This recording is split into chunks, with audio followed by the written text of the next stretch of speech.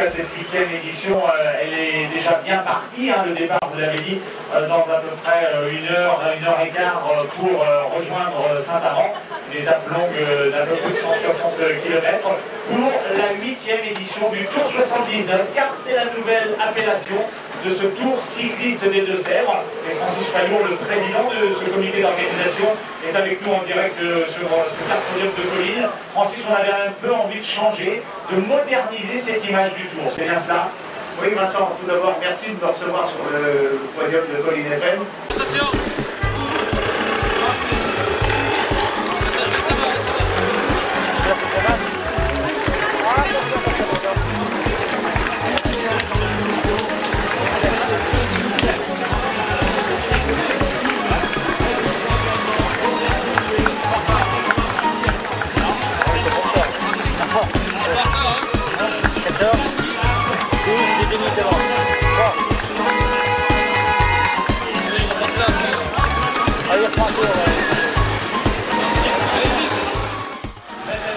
Sur le lieu de départ, je crois qu'elle a un petit mot à dire aux coureurs, justement, aujourd'hui. Merci d'être là, donnez tout ce que vous pouvez donner pour le sport, pour la course cycliste. Je vous souhaite une très très bonne course.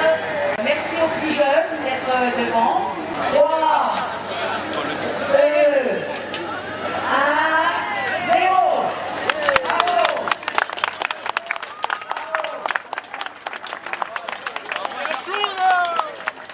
Pour le tour, c'est ensuite dans la rue, c'est pour la Madrid.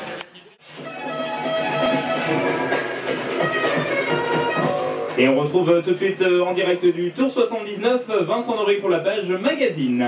Bonjour Hugues, bonjour à tous, très heureux effectivement de vous retrouver à l'aube de cette 3e étape de ce Tour 79, une 3e étape qui va emmener les coureurs de Brioux-sur-Boutonne jusqu'à la Motte Saint-Thérèse. On vous souhaite bonne route, on a vu.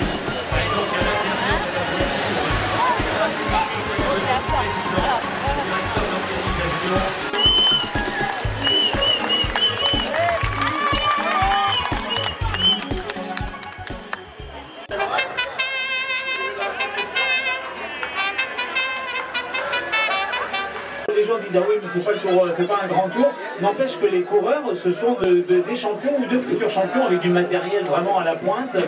D'authentiques champions qui pour certains sont jeunes et apprennent leur métier, certains sortiront c'est sûr. Le vainqueur d'aujourd'hui il a 21 ans. On voit bien qu'à la fois il y a une course d'équipe qui est déjà très au point, on l'a bien vu parce que pour ramener le maillot jaune sur la fin de l'étape il a fallu faire rouler les équipiers, donc des courses d'équipe et en même temps une stratégie de course qui demande de l'intelligence de la course. Et ça, c'est tout l'intérêt du vélo, c'est que c'est à la fois un sport d'équipe et un sport individuel où l'intelligence de course a souvent une part prépondérante. Ça y est, tout le monde a signé, c'est bon? La Bretagne, très fortement représentée à l'intérieur de ce peloton.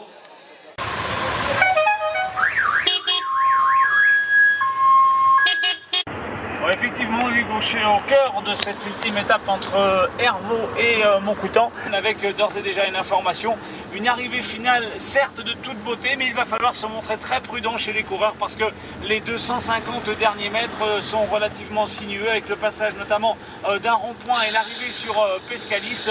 En tout cas, une course très animée.